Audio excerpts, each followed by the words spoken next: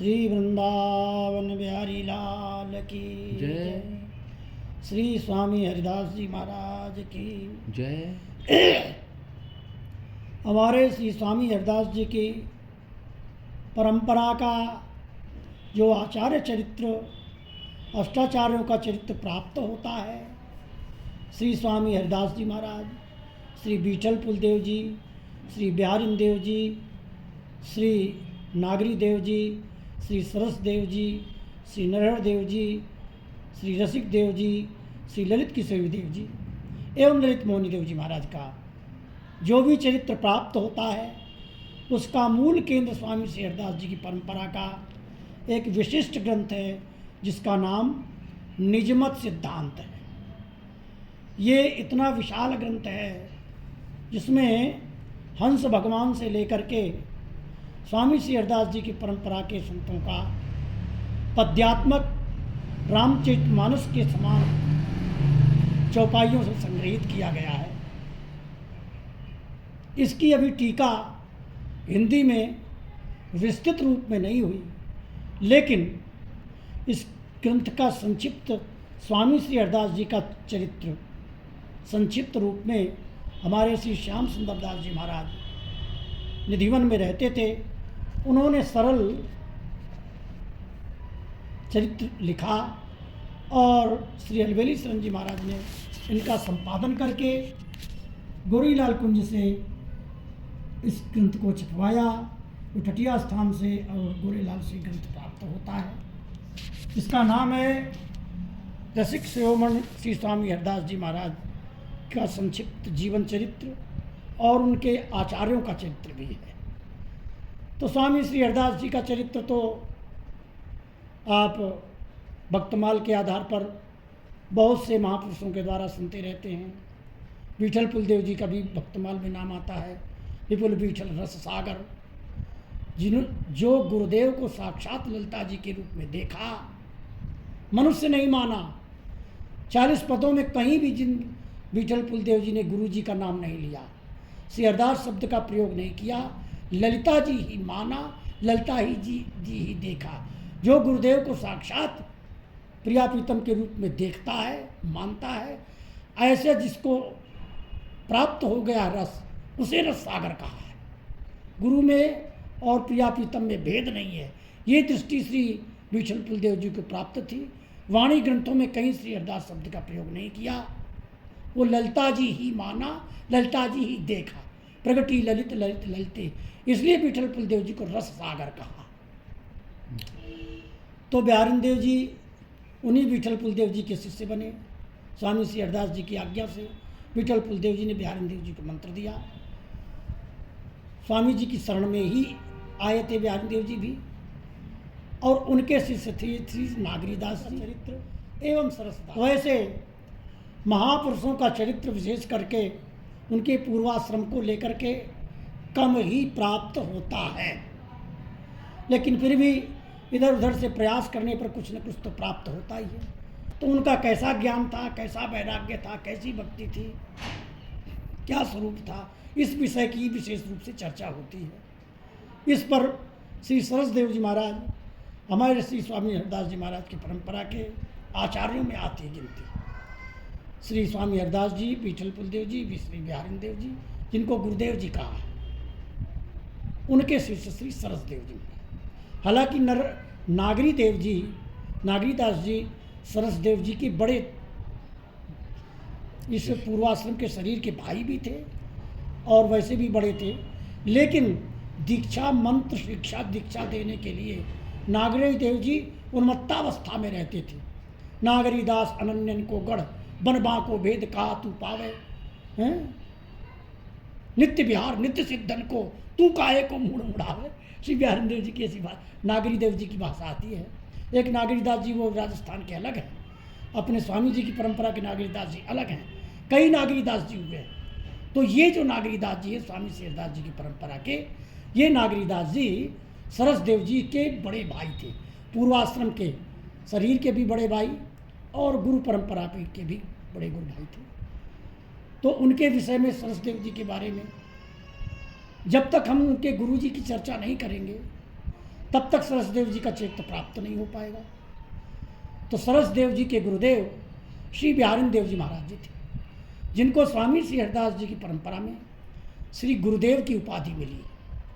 गुरुदेव माने जो उपदेश करें, शिक्षा दीक्षा दें विशेष प्रकार का, जैसे श्री हितरिवंश जी की परंपरा में श्री सेवक जी की प्राधान्यता दी गई है कि बिना सेवक जी वाणी के और चतुरासी जी अधूरी है। इसी प्रकार हमारे स्वामी जी की परंपरा में बिहारिन देव जी की वाणी के बिना केलीमाल भी अधूरी पाई जाती है, क्योंकि सारा रहस्य केलीमाल का रहस्य और अष्टादश सिद्धांत के पदों का रहस्य, केलीमाल का रहस्य बिहारिन देव जी की वाणी में ही है पूर्ण रूप से। इसलिए गुरुदेव जी कहते हैं। ऐसे श्री बिहारिन देव जी तत्कालीन समय पर 15वीं-16वीं शताब्दी के मध्यकाल में दिल्ली के सम्राट अकबर के यहाँ सेनापति के रूप में विराजमान थे। इनके पिताजी भी सेनापति थे, फिर ये भी उस कार्यभार संभालने लगे। कालांतर में श्री वृंदावन में आकर के स्वामी श्री हरिदास जी ने कृपा करके विठलपुल देव जी के द्वारा इनको दीक्षा मंत्र दिलाया। तो गृहस्थ में ही रह करके वहाँ पर घर में रहकर, घर का तात्पर्य दिल्ली में ही रहकर राजशाही ठाट बाट में और भजन करते थे।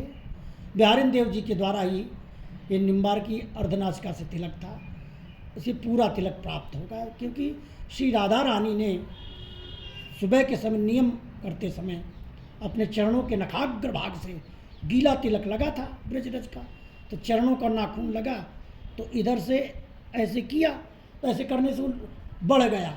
तो श्री जी के चरणों के नखचंद्र के अग्रिम भाग के स्पर्श से वो भीगा हुआ ताज़ा ताज़ा तिलक बढ़ गया।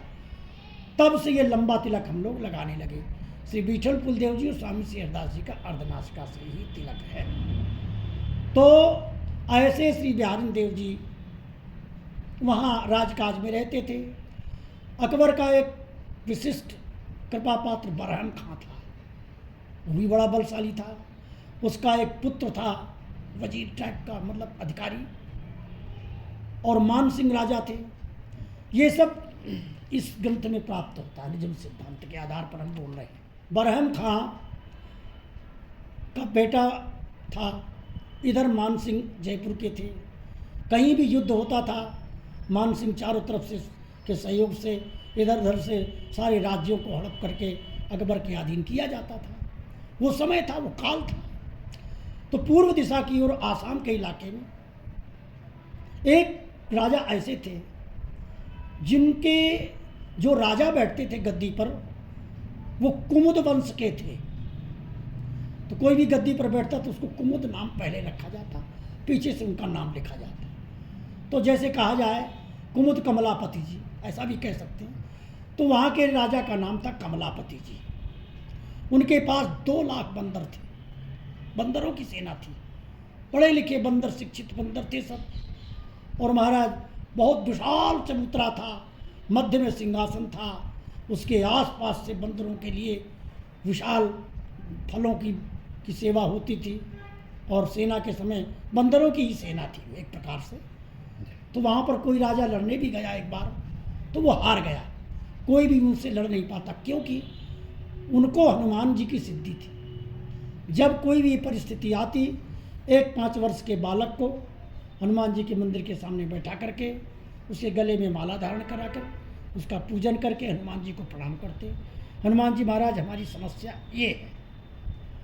तो हनुमान जी उसके बालक के भीतर प्रवेश करके भूत भविष्य वर्तमान की बातें सारी समस्या सुलझा देते थे।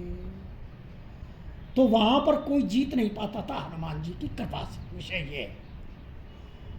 तो बरहम खां, मान सिंह, उनका बेटा, सब लोगों ने इधर वो राज्य नहीं जीत पाए, क्योंकि बंदरों की सेना के कारण कोई जीत नहीं पाता था। बंदरों की सेना बड़ी विचित्र थी। जब रावण हार गया तो हमारी तुम्हारी क्या गिनती है। खैर, लौट करके अकबर से कहा गया कि महाराज उस राज्य में हस्तक्षेप करना ठीक नहीं है, क्योंकि वहाँ हनुमान जी की कृपा है। लेकिन बरहम खां जो था, उसका बेटा वजीर, उसने कहा नहीं महाराज, आपकी आज्ञा हो तो हम लोग जाएंगे। तो उन्होंने अपनी बनाई कमेटी और पीछे से विचार विमर्श हुआ तो बोले बिहारी देव जी को जरूर, दास जी को जरूर लिया जाए, क्योंकि वो भी सेना में थे। तो सम्राट अकबर से निवेदन किया गया कि महाराज बिहारी दास जी को भी आप भेजें। तो हमारे गुरुदेव बिहारी देव जी ने कहा महाराज वहाँ ठीक नहीं है जाना, लेकिन अब राजा तो राजा ठहरे, राजाज्ञा, जाना पड़ा। मुसलमानों की, यमनों की इसमें प्राधान्यता थी। बिहारी देव जी तो उनके साथ में अग्रगण्य थे ही। दिल्ली से वो सेना चलते चलते आसाम के इलाके की तरफ पहुंची। वहाँ जाकर के जंगल में निवास प्राप्त होता है, जंगलों में, रावटियों में सब सजे, और उधर से पत्र पहुंचा गया। इधर से ये बात हुई कि भाई वहाँ से राजीनामा, बिहारी देव जी ने कहा कि यहाँ लड़ना ठीक नहीं है, राजा प्रबल है और उनसे वो मेल मिलाप कर लिया जाए। परंतु बरहम खान का बेटा माना नहीं, बोला नहीं हम कमज़ोर थोड़ी, हम तो वीर हैं। तो युद्ध छेड़ दिया। युद्ध छेड़ दिया तो महाराज बंदरों ने जिस समय आक्रमण किया तो कोई जीत नहीं पाया, सब हार गए। और हार करके अकबर को मुँह कैसे दिखाऊं, इसलिए बिहारी देव जी से कहा कि अब किसी तरह से हम लोगों की इज्जत रहनी चाहिए। तो श्री बिहारी देव जी महाराज ने अपने हाथ से पत्र लिखा कि हाँ भाई हम राजीनामा करते हैं। तो पत्र लेकर के पहुंचाया गया कमलापति के पास। कमलापति राजा ने वो अपनी समस्या श्री हनुमान जी के सामने रखी गई कि अब भाई ये झगड़ा चल रहा था, अब राजीनामा का समय, अब हमें क्या करना चाहिए। तो श्री हनुमंत लाल जी ने कहा इस समय यदि वो बिहारी दास जी परम भक्त हैं, वो जो आज्ञा करें उनकी बात मानो, और इनके आपस में तुम्हारे साथ धोखा भी हो सकता है, तुम्हारी मृत्यु भी हो सकती है, लेकिन यदि बिहारी देव जी की आज्ञा से कार्य करोगे तो तुम्हें प्राणों की रक्षा भी हो सकती है, हो जाएगी। तो हनुमान जी के आदेशानुसार वो मेल मिलाप का पत्र स्वीकार किया गया। कमलापति राजा जब मिलने आए श्री बिहारी देव जी से, बिहारी देव जी से मिलने आए तो बीच में ही सम्मान में राजीनामा में क्या किया गया कि बरहम खा के बेटा ने गुप्त रूप से दूध में जहर मिलाकर पिला दिया। तो कमलापति राजा का शरीरांत हो गया। अब जब शरीरांत हो गया तो बड़ी चारों तरफ विकट परिस्थिति हो गई। बिहारी देव जी को मालूम पड़ा। बिहारी देव जी बीच में आकर के कहते हैं सब लोग शांत हो जाइए, मेरी बात सुनिए। मैंने अपने हाथ को आज्ञा दी थी, कहा था कि लाओ मैं राजीनामा करूंगा, इसमें हमारा दोष है। यदि हम न होते, ये हमारा हाथ न होता तो आज राजा के प्राण न जाते, मेरा दोष है। अपनी तलवार उठाई और अपने हाथ से अपना हाथ काट करके और मृतक कमलापति के शरीर पर रख दिया। उनके बच्चे, कमलापति राजा के 3 पुत्र थे उस युद्ध में, एक बेटा उनका बड़ा वाला मारा गया। 2 पुत्र बचे, एक का नाम नारायण, एक का नाम शुक्लांबरधर। नीलांबरधर, शुक्लांबरधर नारायण नाम था, शुक्लांबरधर छोटे का नाम था। दोनों पुत्र बहुत रोए, चरणों में गिरे, महाराज हमें क्या करना चाहिए, अब आपको हम गुरु रूप में मानते हैं। तिलक कंठी देख करके भाव प्रकट हो गया, सारा शोकातुल वातावरण छा जाता है। श्री बिहारी देव जी ने कहा मैं अपने गुरुदेव, परम गुरुदेव श्री श्री स्वामी जी महाराज के पास वृंदावन जाता हूँ, 15 दिन तक आप लोग प्रतीक्षा करें, इस शरीर की रक्षा करें किसी तरह से, तेल में रख करके या औषधियों में रख करके।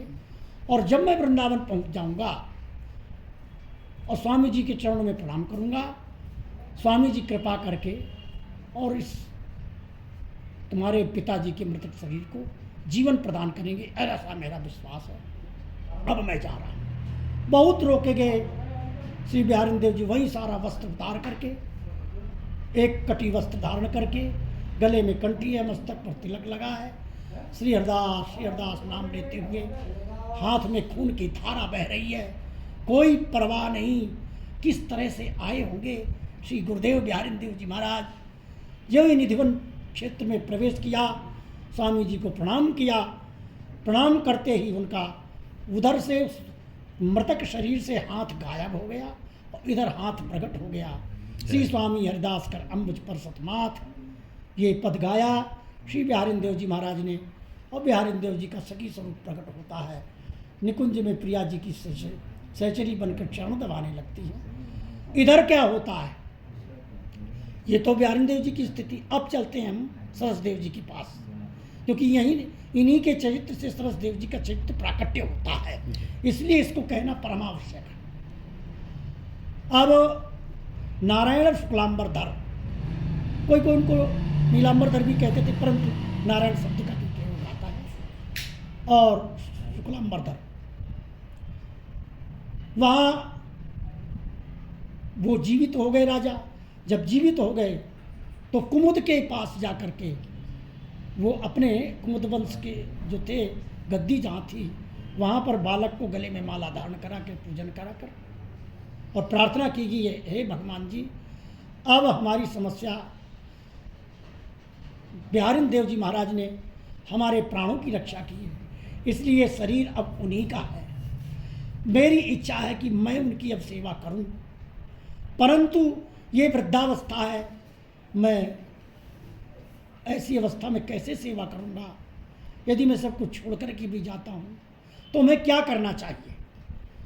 तो जो हनुमान जी थे उन्होंने कहा, देखो तुमको कुछ वर्षों के बाद तुम्हारा शरीर तो अपने आप छूट ही जाएगा और तुम्हारे दोनों बालक राजपाट छोड़ करके और वृंदावन चले जाएंगे, साधु बन जाएंगे, ऐसा भविष्य है।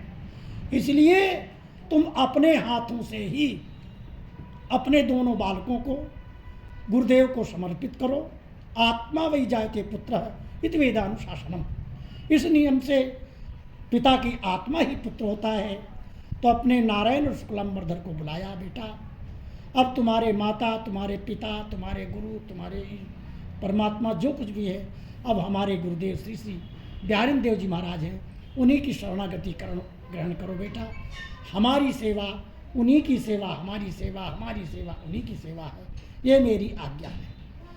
अपने पिताजी को प्रणाम करते हुए दोनों बालक नारायण और शुक्लांबरधर सर्वस्व त्याग करके वैराग्य के साथ पैदल चले आए।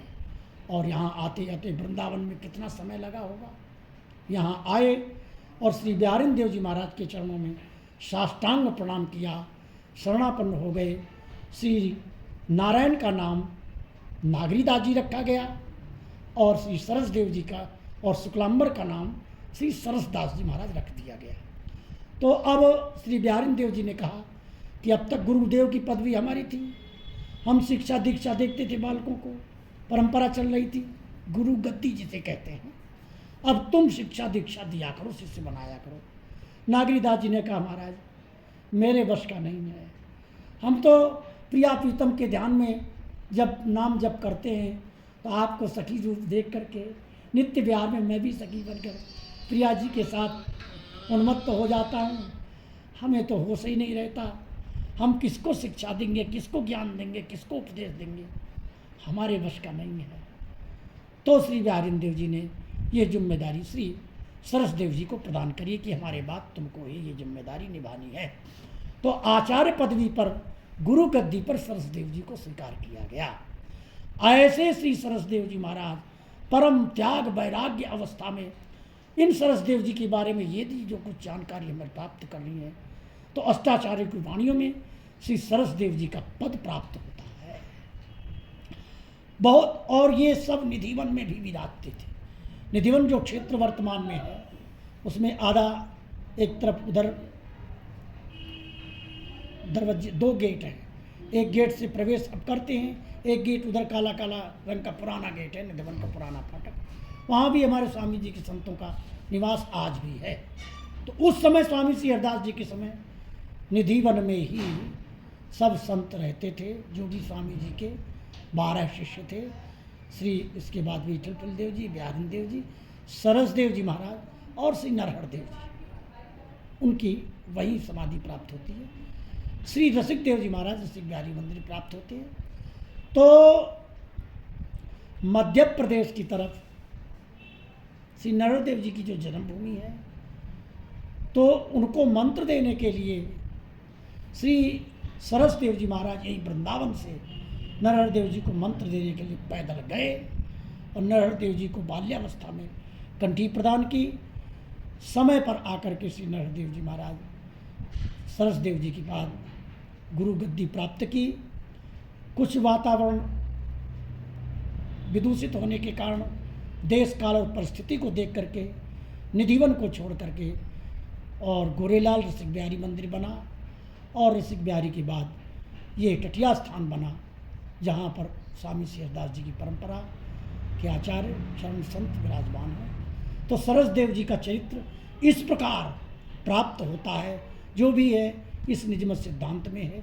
बाकी बिहारी देव जी ने क्या उपदेश दिया, कैसे नित्य विहार का उपदेश दिया, ये बहुत विस्तृत व्याख्या है, इस ग्रंथ में विधिवत वर्णन किया गया है। बोलो वृंदावन बिहारी लाल की की जय। जय जय श्री राम।